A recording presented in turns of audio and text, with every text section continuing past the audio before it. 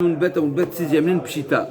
Pshita katavlazé ve katavlazé. Donc il a fait une donation au premier, une donation de Shriv Mera, et il a changé d'avis ensuite, il a donné une deuxième personne. Et il lui a délivré aussi un acte un titre qui était, encore une fois, qui est en mode de preuve, qui lui a fait cette donation-là. Donc c'est une donation plus la preuve. D'accord? Donc, Chita katablazé vi katablazé, aïnou dechiat Rav Dimi Amar, daiteke, mais va-t-elle daiteke? C'est ce qu'on a vu, ce qu'on a déjà appris.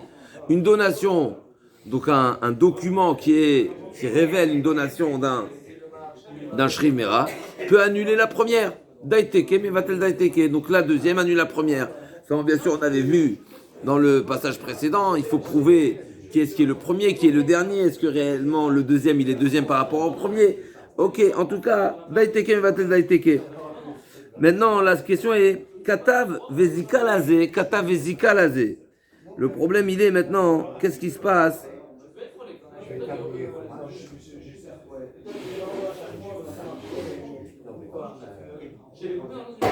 Zika, il a annulé? Non, Zika, c'est. Zika, les femmes, là, qu'on a fait. Alors, d'après le Rashbam, le premier cas, c'est Katav, c'est il a rédigé, mais il ne lui a pas donné. Et Katav et Zika, le deuxième cas, c'est qu'il a rédigé, il lui a donné le document. Dans le premier cas, c'est qu'il a rédigé, mais il n'a pas donné. Et c'est pour ça que la deuxième rédaction annule la première. Et dans la deuxième, d'après le Rashbam, encore une fois, c'est un sujet discuté.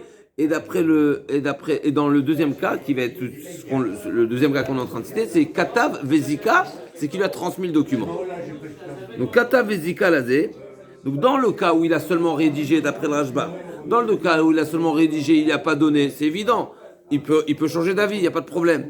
La rédaction n'est pas sans retour, parce que comme on a dit, Kol She'ilu Amat Roser, Roser Bematanato. Du fait que s'il avait guéri, il aurait pu faire marche arrière, eh ben il peut faire marche arrière et donner à une deuxième personne. Maintenant, s'il a déjà donné, quel est le din?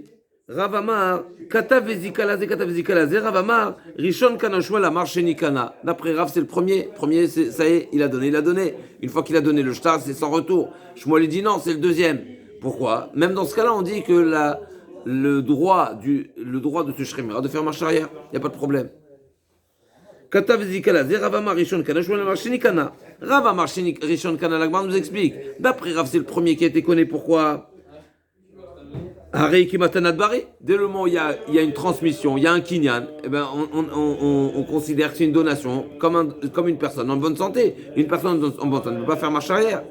Par contre, Shmuel dit, Shmuel a marché Ikana, avec Matan Shrimera. C'est une Matan Shrimera. L'Agma a dit, mais ça y est, on la connaît cette histoire déjà. Rav et Shmuel ont déjà discuté le sujet, c'est la page précédente. Où on a dit une Matan Shrimera, Shkatuba Kinyan. On a dit d'après Rav, il y a deux avantages. Il y a l'avantage du Shriv Mera et il y a l'avantage du Bari.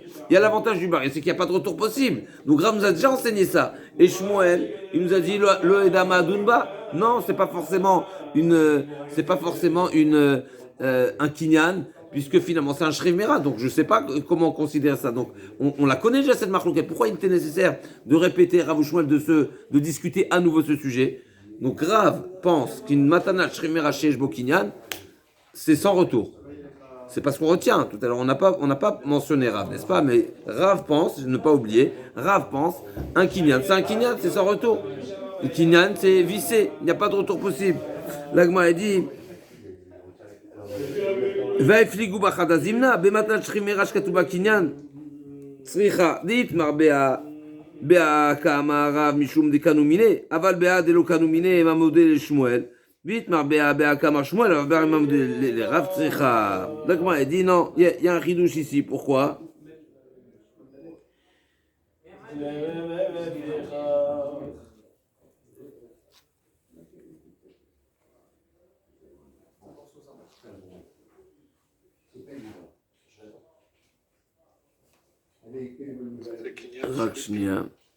J'ai un petit problème avec le balancement entre la Vamina et la Maskana. La Vamina, au départ, l'Agma, elle comprend que c'est exactement la marque identique. De même que Rav et Shmuel ont discuté, maintenant Shribera chez Katouf Bokinyan, n'est-ce pas? Rav nous a dit c'est une matanat bari, Et l'Agmara dit ici, avec Zika, d'après le Rajam, bien sûr, toujours, c'est qu'il a rédigé, il lui a donné le document. L'Agmara comprend, donner le document, c'est la même chose que Kinyan. Et Shmuel dit non, même un Kinyan, ça change pas, parce que ça reste une matana de Shriv Mera. L'Agmara dit, donc c'est la même chose. L'Agmara dit non, le Kinyan Souda, Nichora, c'est quelque chose de meilleur, même si, encore une fois, dans le Rajbam, je ne vois pas ça explicitement. Je ne vois pas ça explicitement. Il n'y a pas de marche arrière, c'est ça hein? Oui, il n'y a pas de marche arrière, c'est classique, c'est une matana classique. Il dit pas, le Rajbam, il ne parle pas de tout ça, mais on va retenir cette explication qui est au nom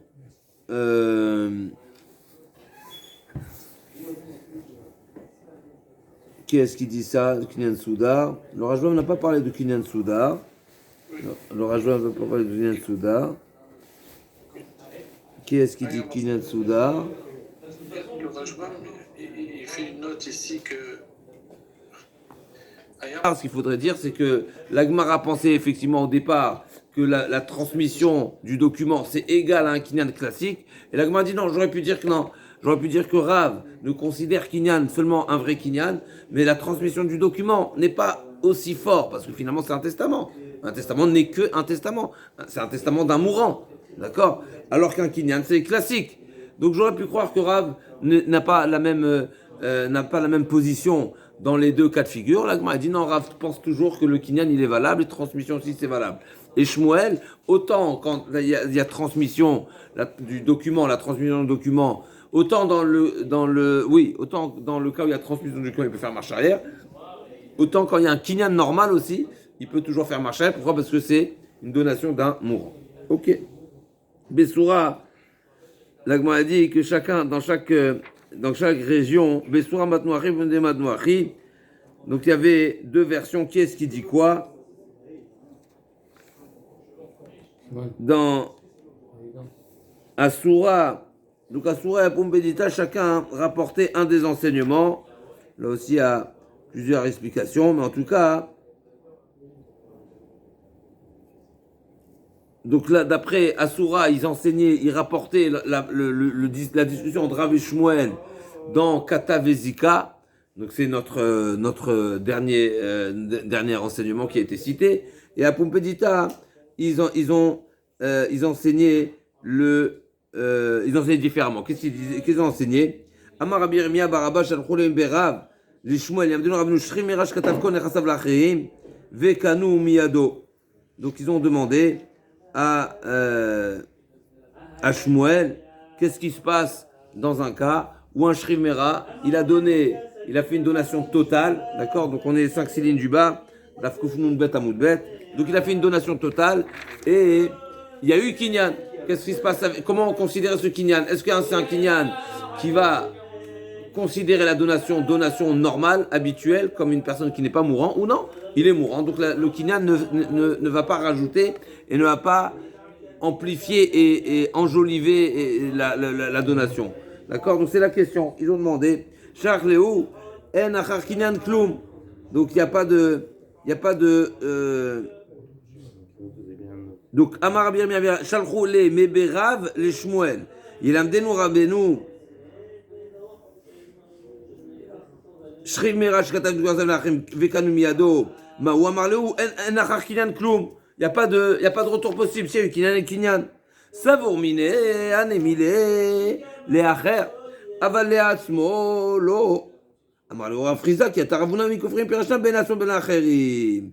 Donc eux, ils ont pensé que quand est-ce qu'une donation qui est accompagnée d'un kinyan, il n'y a pas de retour possible, c'est seulement quand il donne à quelqu'un d'autre. Quand il veut donner pardon à quelqu'un d'autre. L'achère, quand il veut changer d'avis et donner à une autre personne. Mais s'il veut les reprendre pour lui-même, il pourrait. Encore une fois, Shmuel nous a dit en achar kinyan kloum. Donc si il y a kinyan, il n'y a pas de retour possible.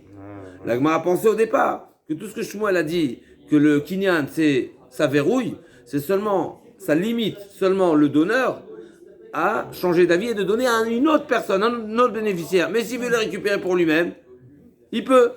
L'Agmara a dit non, au nom de Ravuna, pas du tout. Amarle Rafrizda, Amarlo Rafrizda, qui est Taravuna, Mikufrim, Mikircha, Ben Leatzmo, Ben Acherim, c'est verrouillé, c'est verrouillé.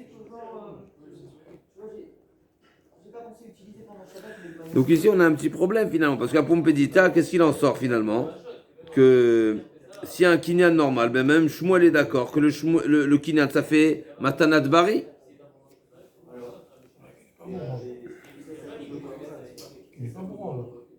Asura, c'est Asura. La Poumizida, il peut être réversible, mais Asura, non. C'est ça en fait. Comment on peut dire que. Et, on va sur l'omina. Donc même Shmuel est d'accord que quand il y a un Yipouï Koar, c'est-à-dire quand il y a une formulation que le kinyan, c'est en faveur, ça a son avantage du bénéficiaire, même là il est d'accord qu'il n'y aura pas de retour possible. Ok. Aou, l'agma nous dit, Aou dekon minat alikame de Ravuna, mare ma yevidlach, de loknit ki de maknu inche. L'agma nous raconte une histoire. Une fois, une personne, Aou dekanu miné, donc une personne à qui, une personne qui a fait une donation, et il y a eu kinyan, et il a guéri, et donc il a voulu récupérer. Qu'est-ce qu'il a dit?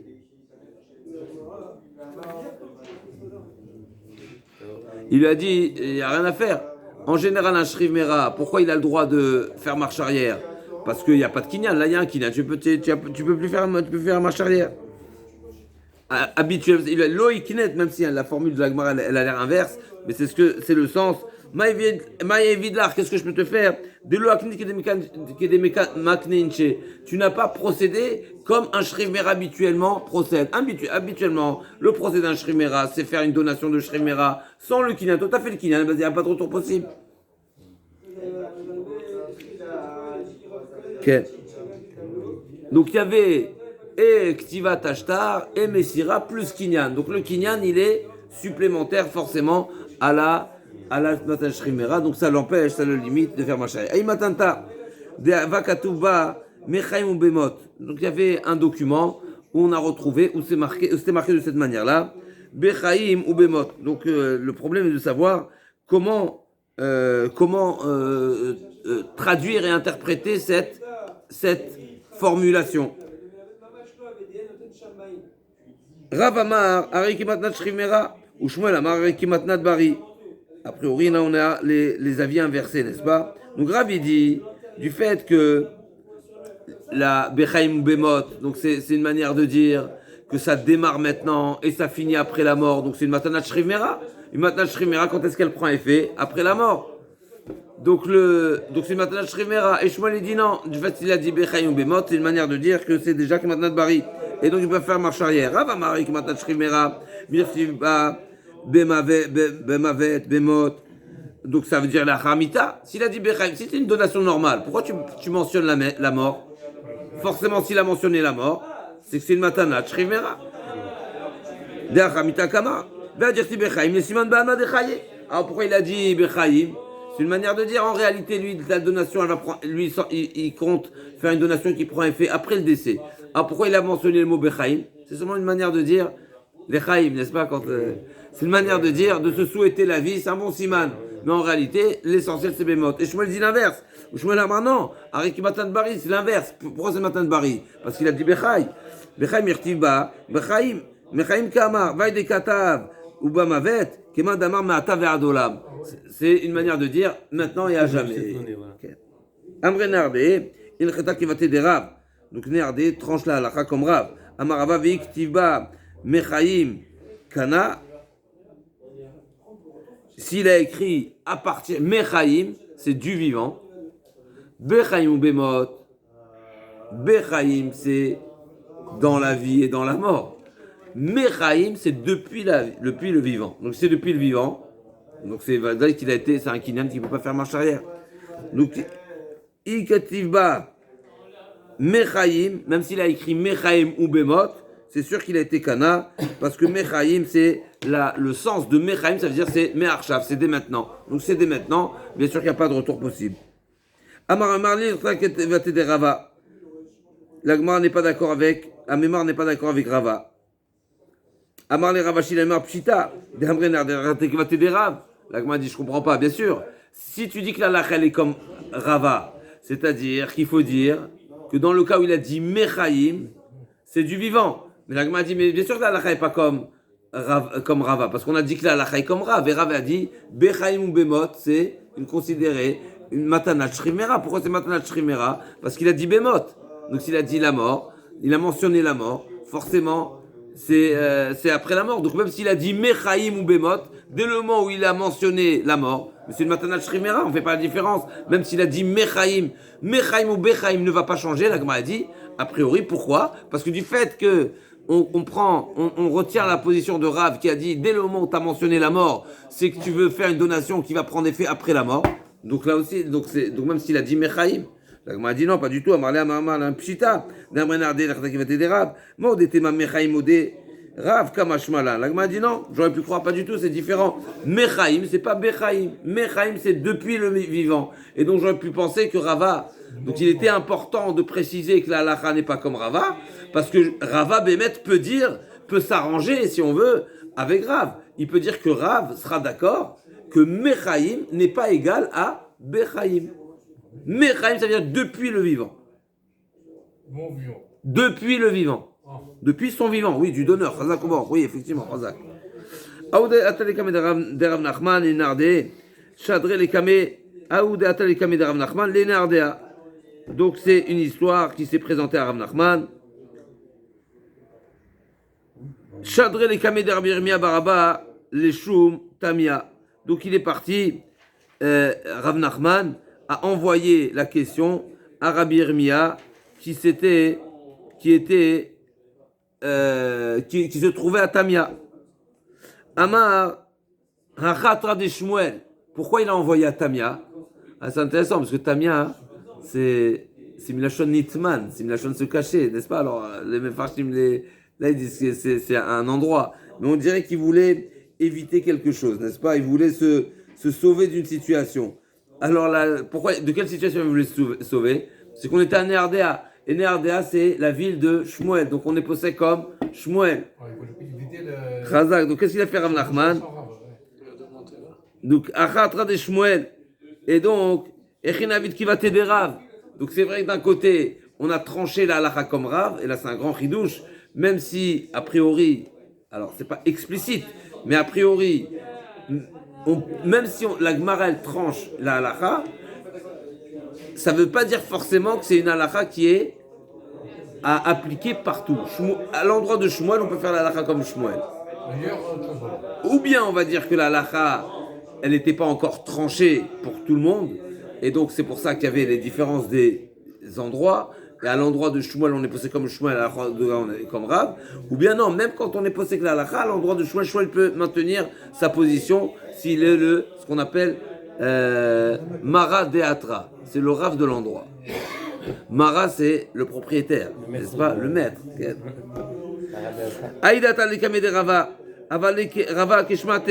L'Agma nous raconte une histoire. Il y avait quelqu'un qui s'est présenté à Rava. Et a priori, c'était marqué Mechaim, parce que c'est à ce sujet-là que Rava a dit, si c'est marqué Mechaim, ça veut dire que c'est du vivant, et donc ça veut dire qu'il n'y a pas de retour possible, et c'est ce qu'il a fait Rava. Rava, il a appliqué ça, donc on voit que Rav Nachman ne voulait pas s'opposer à Shmuel dans sa ville. Rava, il a aussi appliqué comme lui, donc pas comme la Gemara a dit, que la halakha elle est comme Rav, même dans le cas où il a dit Mechaim. Ava Katarad Dale, Amarle, les Rapapa Bere de Rafranan, ça ferait Zil Ktovla ou Ktovba Socher Alen ou Mat'an. Donc cette femme-là qui était, n'est-ce pas, Haïd Atal Kamé de Rava. Donc c'est une femme qui est venue se présenter devant Rava. Et a priori, c'était elle la donneuse. Et dans le document, c'était marqué Mechaim. Et donc, Rava, il pense que si c'est marqué Mechaim, il n'y a pas de retour possible. Et donc, cette femme-là, elle lâchait pas prise à Rava. Qu'est-ce que Rava il a dit? Il a dit à son sophère, va lui rédiger un document, mais pour se débarrasser d'elle, Ektov.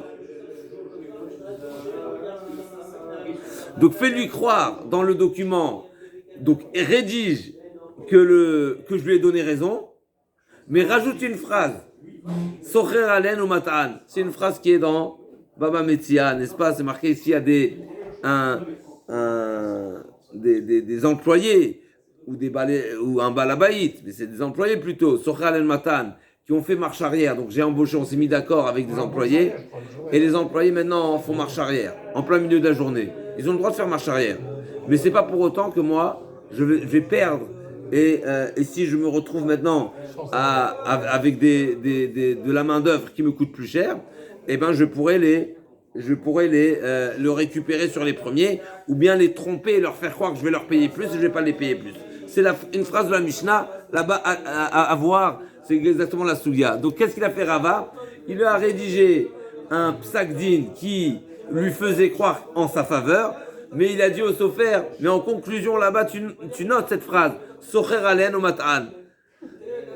Et donc en réalité c'était une manière de faire comprendre que quand elle allait se présenter devant le Bedin pour récupérer ses biens, le Bedin va lire ce psak de Rava et va bien comprendre c'est quoi cette phrase.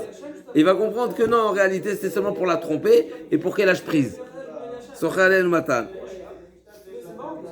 Amra litba. Donc elle a compris que Rava se moque d'elle.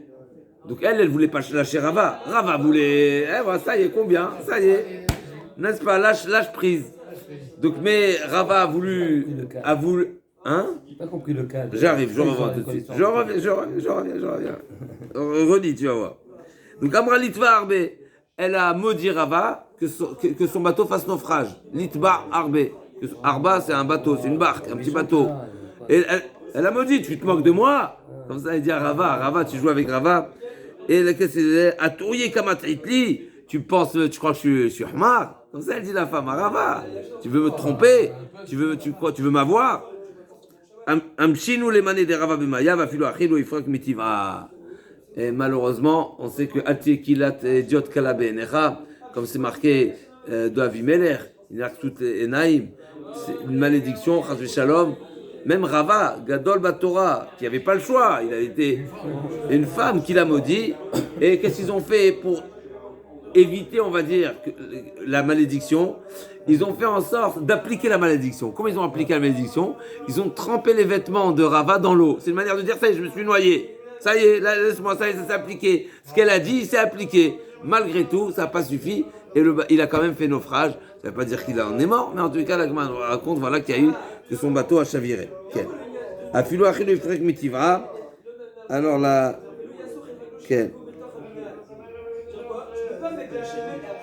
en tous les cas, la Gemara voulait amener d'ici une histoire, l'histoire finalement que la halakha comme Rava, Rava pense, je reprends l'histoire, Rava pense que si c'est marqué Mechaim, c'est du vivant. Pour revenir à ta question, toi tu as demandé comment est-ce possible que la klala de cette femme qui a tort, n'est-ce pas, qui a tort et que Rava l'a condamnée, ben finalement il n'y a pas le choix. Alors on devrait dire que cette klala se retourne contre, n'est-ce pas, contre elle-même. Ben a priori c'est justement ce qu'on apprend d'Avimelech. Avimelech aussi il a tort. Puisque finalement, qu'est-ce que tu prends une femme comme ça, tu lui demandes, et d'ici on apprend, juste la Gemara dit dans Babakama toujours, le goy n'est pas, qu'on appelle ça, n'est pas exempté, et il ne peut pas prétendre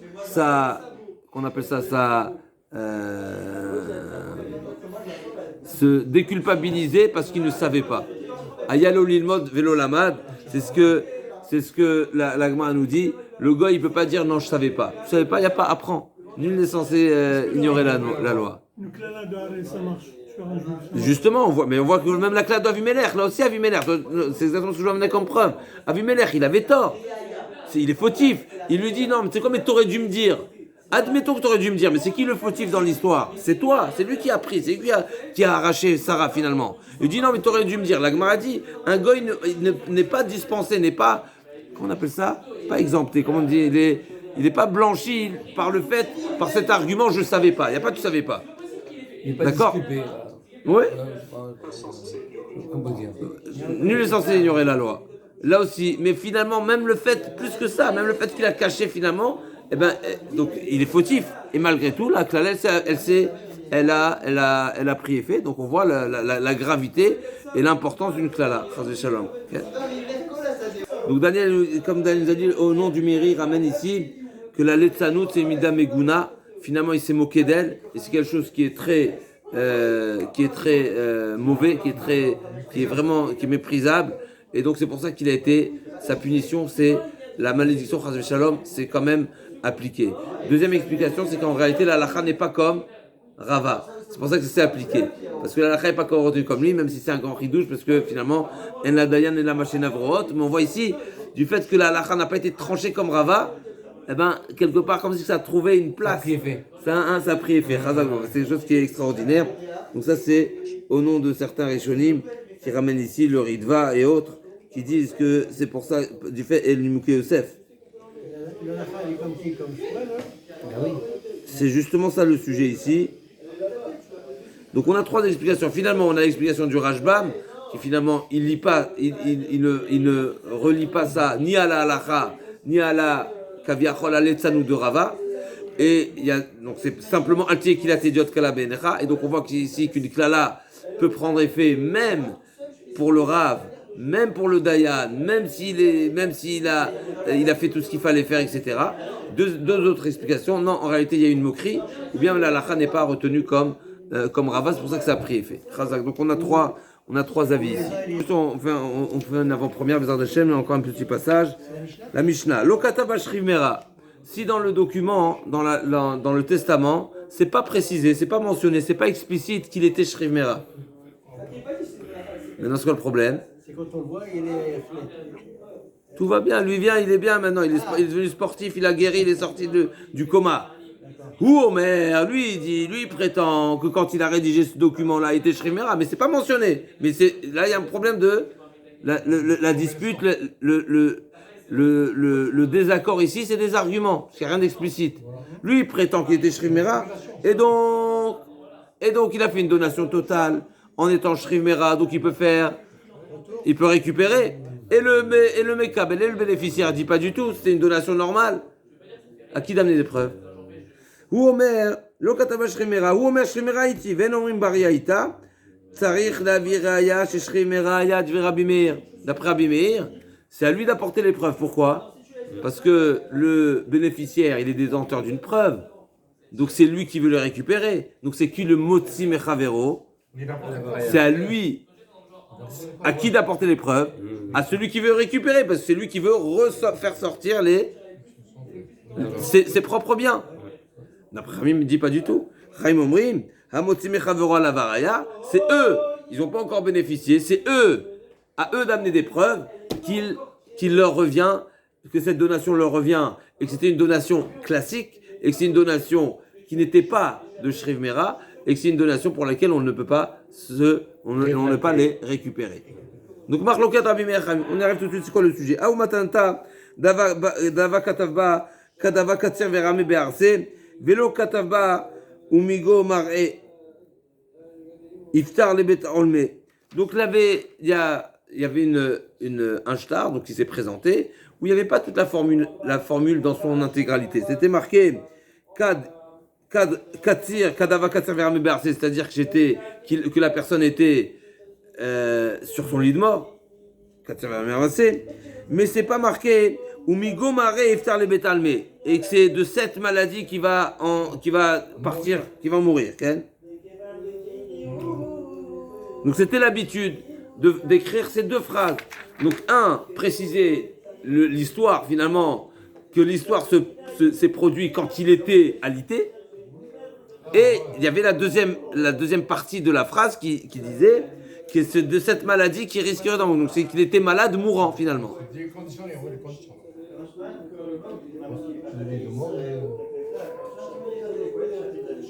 Et donc c'était une manière, pourquoi ils ajoutaient cette phrase-là, c'est une manière de dire, seulement s'il meurt de cette maladie, que le bénéficiaire pourra prendre. Mais s'il guérit entre-temps, même s'il est mort après, il ne va pas prendre. Et s'il mort d'une autre maladie alors? Justement, s'il s'est relevé, n'est-ce pas, comme on voit dans la Torah, italer bachut nika make, après l'Agmara elle parle de mi choli le choli. Ok, en tout cas, ce qui est certain, c'est qu'il y avait la mention qu'il était alité, mais il manquait la deuxième partie. Et donc la question de savoir, Amaraba, Haremet va rééquivrer Mochia Khalav. On voit bien qu'il est mort. Et donc finalement, on sait que c'est une Matana Shrivmera. Et donc probablement, si il a fini par mourir, mais c'est probablement qu'il est mort suite à cette maladie. Amarle Abaye, Ashtaumas Fina Cherubane, Abed Notimadem Khomri Chaim ou Khomri Metim, Cholin. Sherov Cholin Mechaim le Kocheken, ne dit pas du tout. C'est vrai, ok, effectivement, mais là, donc la question est un petit peu différente ici. Nous, on veut savoir si finalement il en est mort de cette maladie ou il est mort après. Donc on n'a pas de preuve. Donc on a un document, on a un testament, mais on ne sait pas si la personne est morte de la maladie ou pas. Donc la question est de savoir, Rava dit, il y a un document, il est mort, fais le lien entre les deux. Ah il dit pas du tout. Arrête, on sait bien qu'il y a une notion Rov Cholin Lechaim, la majorité des personnes qui tombent malades, comme ça c'est un statistique, est-ce que c'est un statistique ou c'est un din? L'Agma dit, on considère que un cholé, il finit par guérir. Rov Cholin Lechaim, il y a un Rov, il y a une majorité. Et il fait un signe avec une... Il fait ça, Abaye rajoute à ça une logique qui est a fortiori, parce qu'on voit que concernant celui qui est parti en voyage, même si la majorité des bateaux font naufrage, incroyable, Rov, ou Masfina Cheruban le Abed, comme c'est marqué. Pas, Mechila, pas la majorité des bateaux font naufrage, mais la majorité des bateaux qui font naufrage, les personnes ne revivent pas. Et malgré tout, on ne considère pas qu'ils sont morts d'une manière. On n'est pas certain qu'ils sont morts. On leur donne quand même Cheskatraï, même s'il y a un rov de mort. D'accord? Donc à plus forte raison que Rov Cholim Nechaim, qu'on va pas dire qu'il est mort. Donc c'est pas parce qu'il était Shrimera. Et maintenant, on sait qu'il a été enterré, que forcément, ça veut dire qu'il est mort suite à cette maladie. Amar Avuna Bered Rabbi, Shokeman Azla Hashmata de Rabba, qui Rabbi Natan, Tanya, mi moti mi admi, hu moti mi idehem beloraya, ve'en motiin beloraya. Il y a une règle de Rov Gosesin Lemita, mais Rov Cholim Lechaim, et ici, Abaye considère que c'est seulement Cholé, et Cholé, il est Rov Cholim Lechaim, donc il est en désaccord avec Rava. L'Agma a dit Keman Azla Hashmata de Rabba ki Rabbi Natan de Tanya, donc c'était Rabba qui dit, Rabba par Rava et Mechila, donc Rabba a dit que, n'est-ce pas, quelle version on a? Quelle? Tosfot et Roche, ok. Donc c'est une marloquette pour négocier Rabba ou Rabba, mais en tous les cas, Rabba, d'après la version Rabba, parce que si on dit Rabba, alors on aura encore une halakha qui est comme Abaye. En tout cas, c'est ça la marloquette, ok, en tout cas. Donc Rabba dit, il y a maladie, il y a mort, tu fais le lien. Abaye dit non, Rov Cholim Lechaim, donc tu as un Rov qui va à l'encontre de cette logique. L'Agma dit, et Rabba il pense comme qui? On a trouvé cette marloquette déjà entre Rabbi Natan et Tanya, mi motimi admi, hu motimi dehem, belo raya vehem, en motimi yado, et la beraya de Rabbi Yaakov. Rabbi Yaakov, a priori, s'aligne à Chachamim dans la Mishnah, c'est à eux, donc c'est aux bénéficiaires d'amener des preuves et pas aux donneurs d'amener des preuves. Rabbi Natan Omer, Imbarihu, Rabbi Natan, tout dépend de sa situation. Comment il est lui aujourd'hui. S'il y a justice avant qu'il ne meure, et lui il est dans un état aujourd'hui de bonne santé, en bonne santé, alors la viraya shashrimera, ça lui d'amener des preuves qu'au moment du testament, il était mourant. Pourquoi? Parce qu'aujourd'hui, on le voit en bonne santé. Donc lui, il vient s'exclure, on va dire, ou sortir de cette situation où on le voit. Nous, Bédine, aujourd'hui, on le voit comment? En bonne santé. Donc il est cheskat bari. Toi, tu veux dire non, hier, j'étais pas bari? À toi d'amener des preuves. Tu veux dire qu'hier, tu étais mourant? À toi d'amener des preuves. Mais il est quand même Mourzac quand même. Il est quand même Mourzac, ça, là. C'est un problème. Retenons le texte. Retenons le texte. Le sujet est simple. Une personne qui a rédigé un document quand il était mourant et ensuite il est mort. Nous, on veut savoir est-ce qu'au milieu il y a eu quelque chose ou pas. Il y a une discussion entre les héritiers. Les héritiers disent oui, il a guéri. Et donc la donation, elle était nulle.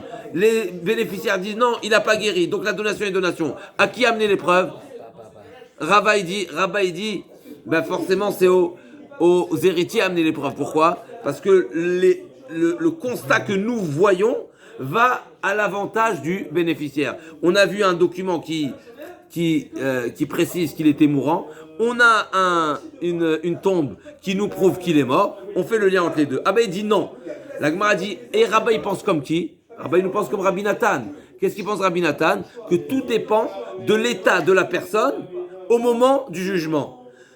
Si, au cas où, la personne n'est pas encore morte et vient traîner en justice les bénéficiaires, ou les bénéficiaires le traînent en justice, et il vient demander à rajouter une mention dans le shtar, ou bien la mention dans le shtar n'était pas là, lui il veut faire marche arrière, n'est-ce pas? Eh bien Rabbi Nathan dit, tout dépendra de l'état dans lequel il se trouve au moment du jugement. Si au moment du jugement il est en bonne santé, eh bien ça lui d'apporter des preuves qu'au moment de la rédaction il n'était pas en bonne santé.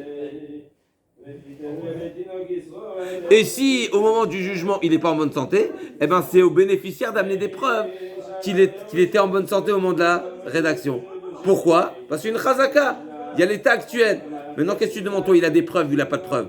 Ça change pas. Nous on veut ça. Il y a un blanc, il y a une période une certaine période où on ne sait pas quel était son statut, quel était son état. C'est ça la question. À qui de prouver quel était son statut et quel était son état de santé pendant cette période qui est entre les deux. On sait très bien qu'à un moment donné, il était malade. En janvier, il était malade. Et en décembre, il est mort. Ça, on le sait.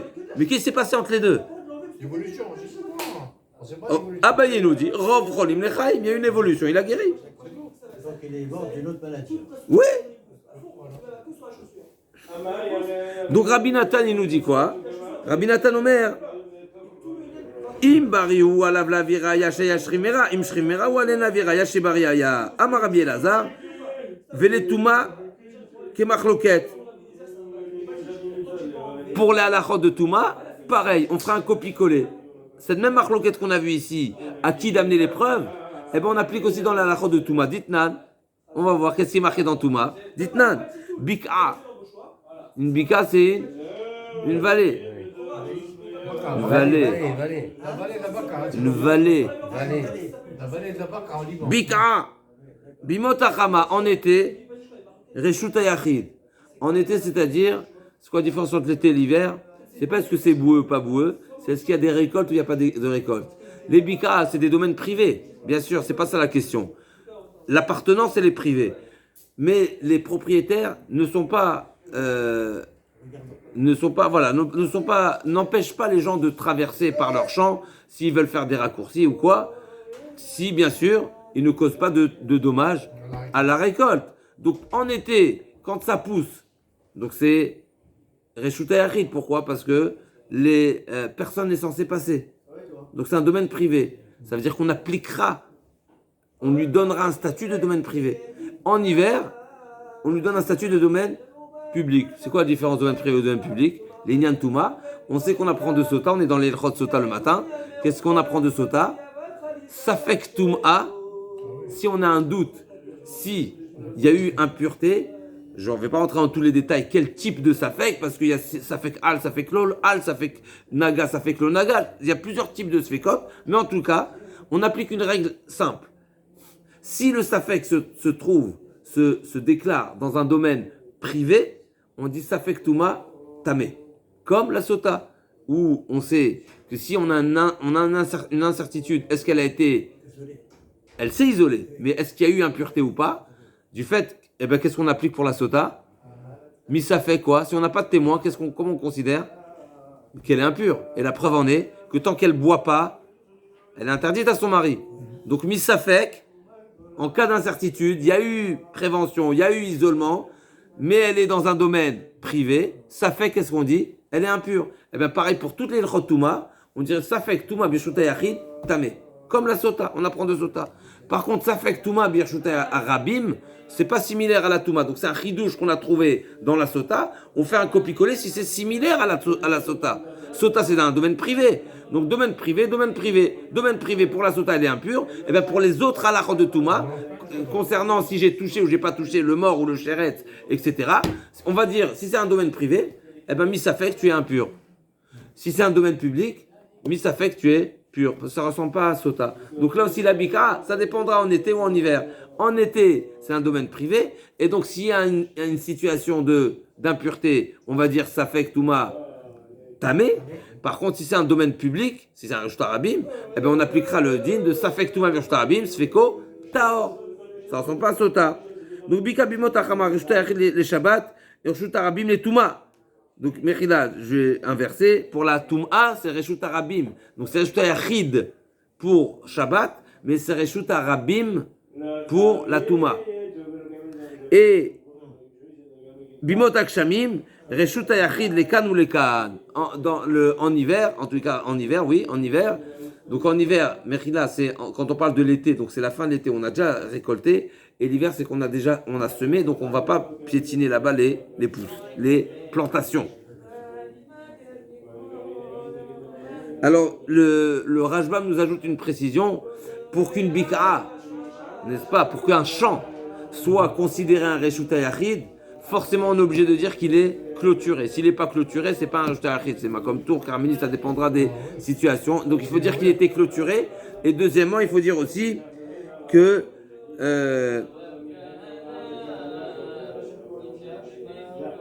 et s'il est clôturé, donc celui qui jetterait ou qui passerait quelque chose du domaine public à ce champ-là, eh bien, l'Inyan Shabbat, il est chayav. Donc bik'a, bimot, achama, reshut hayachid, l'Inyan Shabbat. Pour l'Inyan Shabbat, c'est reshut harabim, c'est reshut hayachid, pardon. Et donc on n'a pas le droit de passer ou de jeter. Après, s'il est chayav ou pas chayav, c'est une autre question. Mais en tout cas, c'est assour, comme c'est dit Rajbam. Mais l'Inyan Touma, c'est Reshut Harabim. Pourquoi? Parce que les gens laissent passer dans leur champ. En hiver, c'est Reshut Harabim aussi l'Inyan Touma, parce que les gens ne laissent pas passer. D'accord? Ils s'opposent. Et sur ça, donc ça c'est la Mishnah. Amar Rava, sur ça, Rava nous a dit Ilo Shanu, et la Shelo Avru ala Viemotak Shamim. Aval Avru Viemotak Shamim, Reshut Hayachid lekan ou lekan. Quand est-ce qu'on dit que la bika, en été, elle est Reshut Harabim, c'est seulement chez Lo Avru Yemotak Shamim. C'est-à-dire qu'après l'avoir, d'après le Rajbam, après l'avoir clôturé, il n'y a pas eu d'hiver. Mais si, après l'avoir clôturé, il y a déjà eu l'hiver, eh ben c'est Reshut Hayachid tout le temps. Et donc finalement, qu'est-ce qu'on apprend d'ici? Donc dès le moment où le terrain a été clôturé et l'hiver est passé dessus, eh ben ça reste le statut de Reshut Yachid. Parce qu'encore une fois, on a dit quand c'est boueux, quand c'est pendant la période d'hiver, les propriétaires s'opposent à ce qu'il y ait des passages, parce que les passages vont piétiner les plantations. Et Rava nous dit, si à partir de ce moment-là, c'est déjà l'hiver. Donc on voit ici quoi?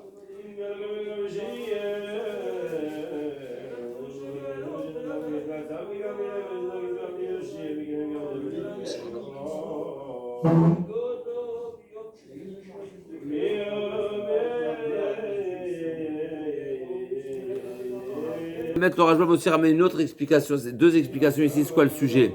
Chez Lo Avru Alea Yemotak Shamim. Est-ce que c'est que ce champ, après qu'il soit clôturé, quand est-ce qu'il a été clôturé? Avant l'hiver ou après l'hiver? Mais s'il a été clôturé et l'hiver s'est déjà passé, et passé déjà sur ce champ alors qu'il est clôturé, eh bien son statut de Reshut Hayachid restera Reshut Hayachid à jamais.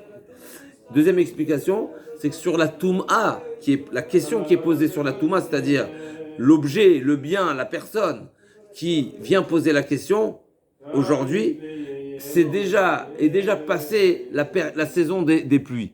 Donc quand il vient poser la question, on est déjà après les pluies. Donc pour revenir à notre sujet initial, c'était quoi? Est-ce que toute personne qui vient poser une question, on regarde l'état dans lequel il se trouve?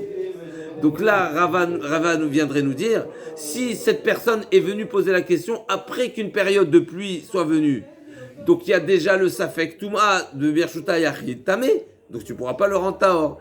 Donc jusqu'à preuve du contraire, eh ben dans le doute, tu vas le rendre impur. On est bon ou pas? En hiver, c'est impur. En été, c'est pur. Maintenant, si l'hiver est passé, sur la chose, sur l'objet, donc tu as un safek, est-ce que c'est impur? Eh bien automatiquement il sera impur.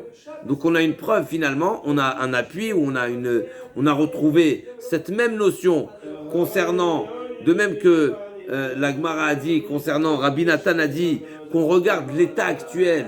Selon l'état actuel, ce sera à lui ou pas à lui d'amener l'épreuve dans le Shriv Mera. Là aussi pareil, si la période est déjà passée, les pluies sont déjà passées, on ne pourra pas refaire un retour en arrière et dire que ce sera Taor. Mais c'est un sujet un petit peu compliqué. Est-ce que Rava il est d'accord avec Rabbi Zer? Pas d'accord avec Rabbi Zer. Il y a deux versions ici. En tout cas, on a donné les deux explications, ou le Rashbam ou Rabbeinu Hananel.